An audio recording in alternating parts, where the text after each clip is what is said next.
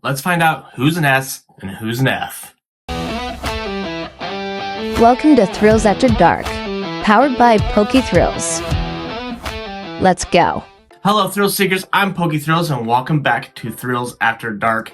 And today we have a fun video. We're actually going to be doing something that I personally have never done before, either obviously on this channel or my other channel, PokeThrillz.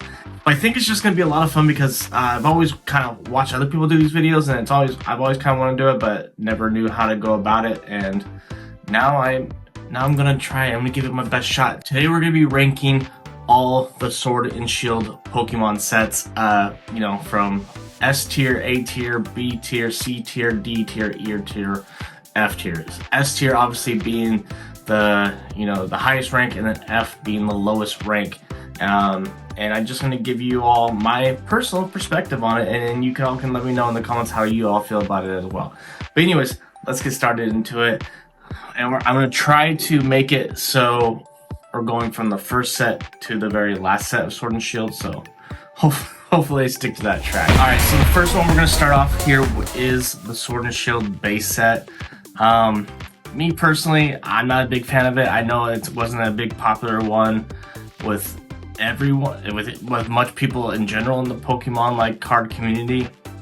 If I remember right, they have like the Hyper Rainbow Rare Snorlax and the Gold Zamazenta, the Gold Zamazation, or Gold Zamazenta, Gold Zacian. And other than that, it wasn't like no crazy hits or anything like that. Obviously, trainer galleries weren't a thing yet, so I'm personally gonna put Sword and Shield at an E. Yeah, it's nothing special. I could almost go D, but I mean, honestly, there's nothing doing it for me. All right, so next up, then we're gonna have the Sword and Shield Rebel Clash. Rebel Clash, even worse than Sword and Shield base set. I'm gonna go ahead and just instantly put that in the F category. I think the best card from it is Boss's Orders, the hyper rare, and then other than that, it's really like no redeeming qualities of Rebel Clash. I think it rightfully so got the term Rebel Trash, so yikes. Yep. Darkness Ablaze. So this one is gonna be controversial because I personally liked Darkness Ablaze, and I know a lot of people say it's the worst set of Sword and Shield, but I honestly don't know how you can say it's worse than the base set or Rebel Clash. Like, that's just kind of ridiculous. But I made a couple videos where we opened up a ridiculous amount of Darkness Ablaze looking for the Charizard VMAX. Never actually pulled it myself.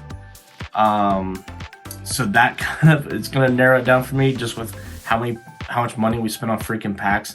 You can go to my other channel, PokeThrillz, and find those videos still of me and my sister and my dad actually just opening their discussing amount of Darkness Ablaze. You know what I mean? But the other thing is if you don't know, my favorite Pokemon in this entire world, and it's always been, is Butterfree. And Darkness Ablaze kind of gave Butterfree that limelight, giving it just a regular V, but the V Max, but then also the hyper rare Butterfree. And so, just for that fact, for me personally, I have to put it at least in the B section. I know controversial. I know a lot of people are not Darkness Ablaze people, but when you feature Butterfree, you do have a Charizard. I know it's not the most popular Charizard from Sword and Shield, but you do have a Charizard in the end. I think it deserves. I think B is rightfully so. I think if your favorite Pokemon wasn't Butterfree and you put in a C, I think that's fair as well. All right, next up, Champion's Path. I'm contemplating on this one because Charizard is featured in it. It's a nice Charizard, hyper rare Charizard, I believe it is. The Rainbow Charizard. I know it's confusing. Hyper rare is now gold and not rainbow anymore. They don't have rainbows anymore. RIP.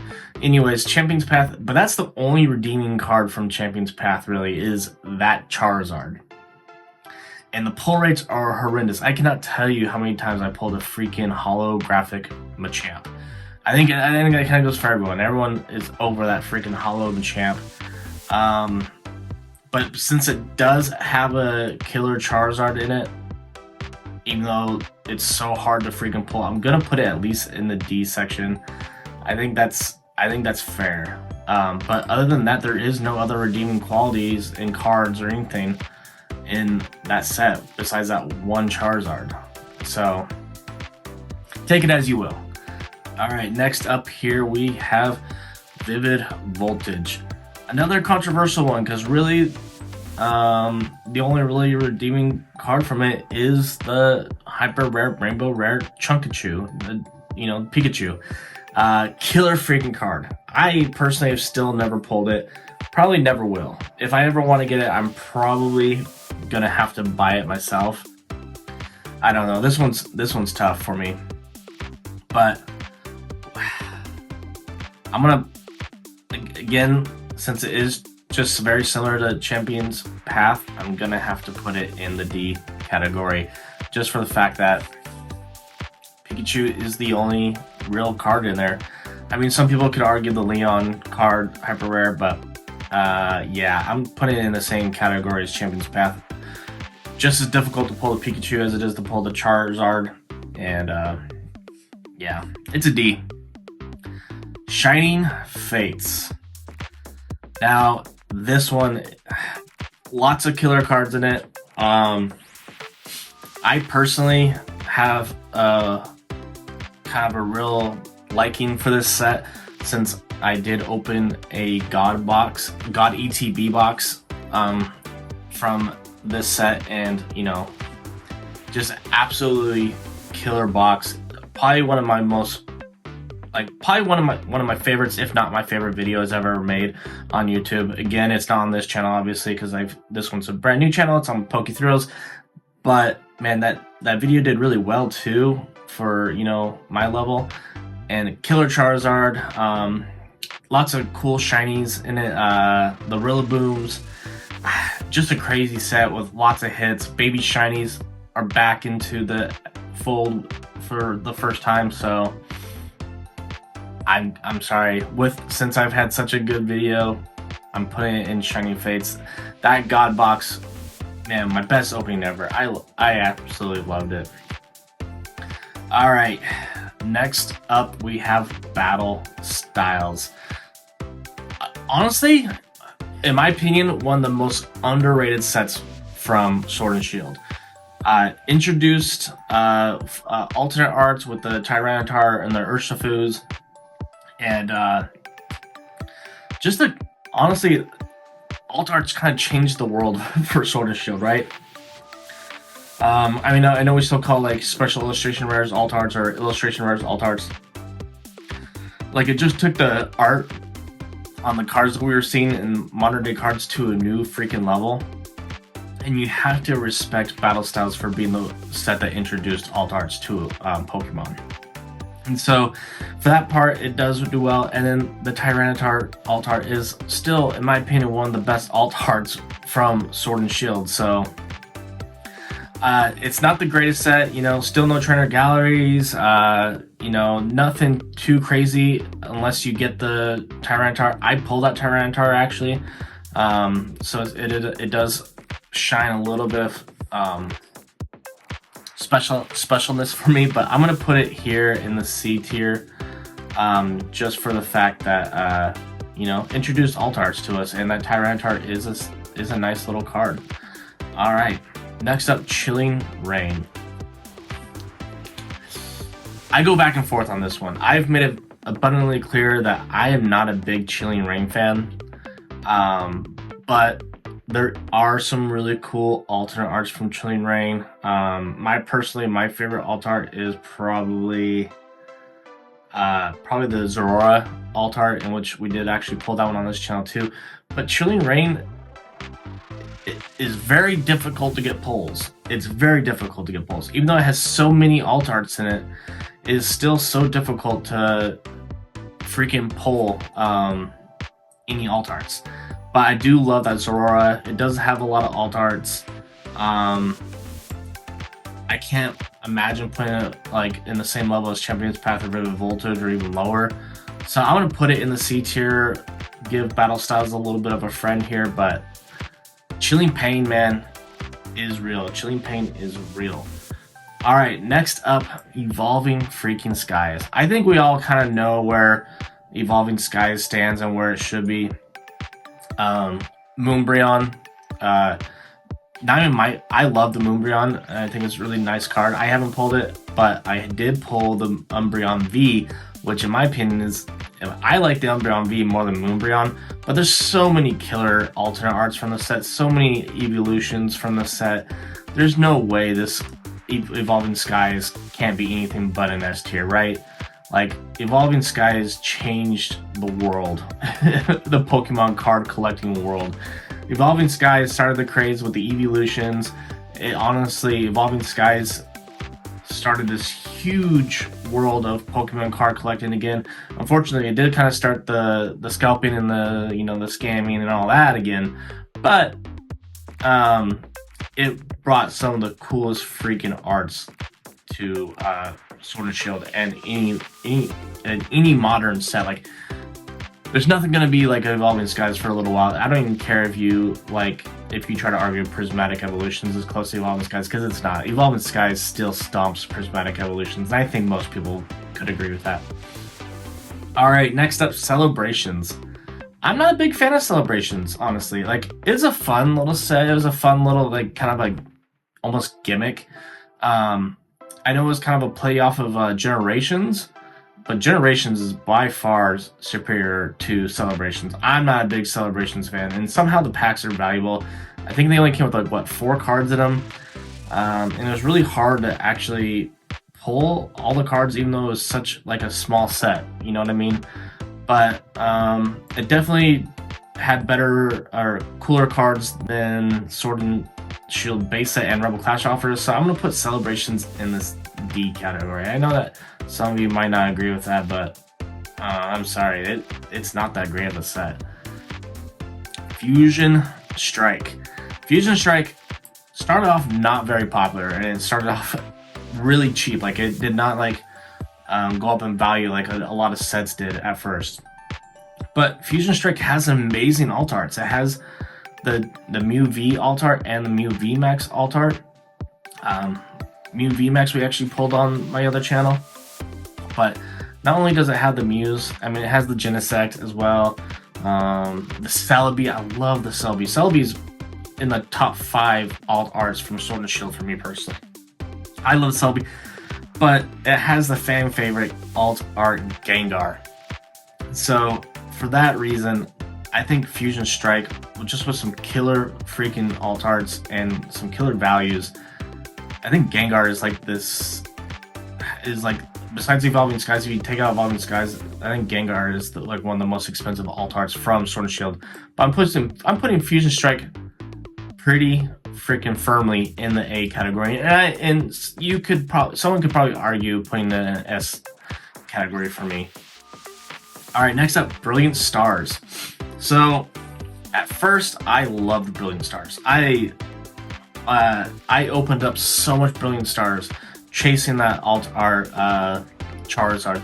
We pulled the alt art Arceus on my other channel, but lots of cool alt arts with the Charizard and the Arceus.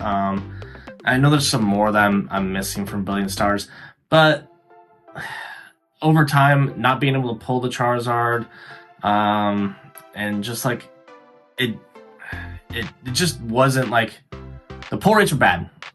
Pull rates were hard, and there wasn't it didn't have just the abundant of awesome alt arts like Chilling Reign or Fusion Strike or Evolving Skies, right? But it did introduce trainer galleries to us. And I know people are gonna oh no, they had trainer galleries in Sun and Moon with Cosmic Eclipse. No, they had similar-esque cards, but actual trainer galleries was created with Brilliant Stars. So I think because it did introduce us Brilliant Stars, and it did have the Charizard alt art that's still holding good value, and the Arceus alt art, I'm gonna put it in the B tier. I feel like I think that's fair. Astral Radiance. Another great set. Probably has my favorite alt art of all time from Sword and Shield in it, with the Machamp. It also has the Palkia and Dialga alt art. Lots of cool alt arts from Astral Radiance, and just a really fun set to open up. Amazing trainer gallery cards with the Misty Starmie, and the Hoot Hoot. I'm a big Hoot Hoot fan, so that one's in there. But a set containing the Machamp and the Misty Starmie, gotta be an A. It's gotta be an A. And that Machamp is such a cool alt art, and it's actually like not like the most ridiculously most expensive alt art in the at all. And yeah, I think it's not bad at all. Bad price wise, I should say. But yeah, definitely an A tier set. Next up, Pokemon Go. I was never into Pokemon Go. And it has the Mewtwo alt art that, you know, everyone and their grandma pulled 1,000 times.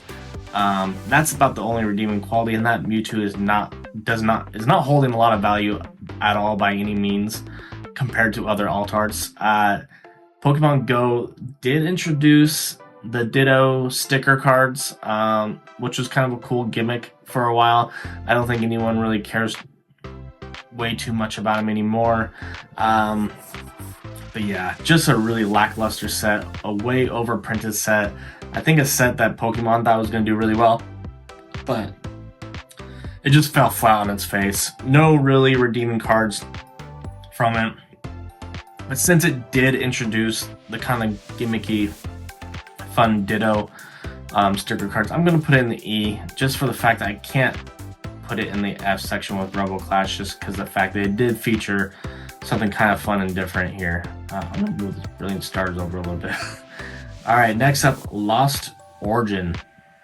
So, I know for a fact that this one is a popular set with a lot of people, and justly so, but my personal opinion, I'm not a huge Lost Origin fan. It's huge because of the alt art Garantina, right? That's what people love Lost Origin for. I mean, there's lots of great sets, lots of good trainer galleries from this set, but the Garantina alt art is the main reason why people love Lost Origin. Now, I personally don't really care for that Lost Origin Giratina. I like the price. I would love to pull it just so I could sell it, grade it and sell it. But other than that, I'm not like very fond of it. But since people do love that Giratina, even though this is my personal opinion, but it does have one of the most popular alt arts, and the fact that it's holding a ton of value, I'm gonna put it in the B category. For me, like, I personally would put it with like the Chilling Rain kind of esque, but Chilling Rain doesn't have an alt art holding the same value as Giratina, I believe. I don't even think the Blaziken from Chilling Rain is holding the value of Lost Origin. I could be wrong, but I love the Giratina more than the Blaziken, so I think it's holding way more value, so that's why I'm putting it in the B section. Alright, Silver freaking Tempest. Lugia alt art, great looking card. They have some nice trainer galleries in it. Not the most popular set by any means. I think Silver Tempest was one that was also like severely overprinted. But Lugia, it's a nice card, but it's not, I don't think it's crazy valuable. I think it's in the range from $100 to $200, which is a lot, but don't get me wrong, but like some of these alt arts like in this set are up and over $500. So, not the craziest cards. I mean, the only really card from Silver Tempest that you really want to pull is the Lugia. I want to put it in the same kind of tier as Chilling Rain and stuff and put it in the C section. Yeah. Unfortunately, sorry. Silver Tempest is still vitally like easy to find for sale, and yeah, like I said, I think I got severely overprinted. You can still find a lot of Silver Tempest in collection boxes that are getting stocked on shelves. So yeah, in my opinion, it's gonna go into the C section. Sorry, Lugia. I do like Lugia. Crown Zenith. Crown Zenith is a popular one. It has lots of cool pulls, lots of cool arts. They don't technically have like alt arts, but they have like the Galarian Gallery, and they have like the regular Galarian gallery, and then they have like the textured glaring gallery, which is the textured glaring gallery is kind of like Altar's, and it has a lot of them. Me personally, I love the freaking Leafeon. People love and really are searching for the gold Arceus, gold Garantina, gold Dialga, gold Palkia. Lots of really nice gold cards in this set. So with just so many freaking hits, and the pull rates are amazing. Like, you're not gonna open up Crown Zenith and not get some pulls, right? So for that fact, I think Crown Zenith is going into the A section, leaving Evolving Skies and Shining Fates the only ones in the S tier, and then Rebel Clash the lonely F tier set. I love Pokemon packs. It's hard to put any set down in the F category. If I had a bunch of Rebel Clash right now, I would still open it and be happy, but this is just ranking all the sets comparable to each other. Anyways, I hope you liked this video. I hope you liked hearing my personal opinion. Again, this is just my personal opinion, so you know, take it with a grain of salt. Everyone's allowed to have their own opinion. Let me know what you all think in the comments below. Let me know what you think your S tier sets are. Yeah. All right. I'll see you on the next one. Peace. Love you. Bye.